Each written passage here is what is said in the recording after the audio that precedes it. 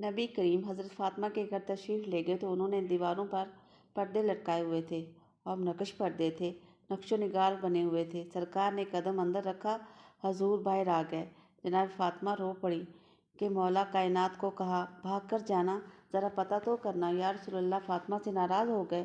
فرمایا میری بیٹی ہو کے نقش و نگار والے پردے لگاتی ہیں؟ فرمایا میرا اور اس دنیا داری کا کیا جوڑ؟ سیدہ تیری ہر ادا پر مائیں قربان ہو جائیں۔ جناب فاطمہ نے فوراً پردے اتارے، اللہ کی راہ میں خیرات کر کے امت کو پیغام دے دیا، رنگے چمن پسند نہ پھولوں کی بو پسند، ہم کو ہے وہ پسند جسے آئے تو پسند۔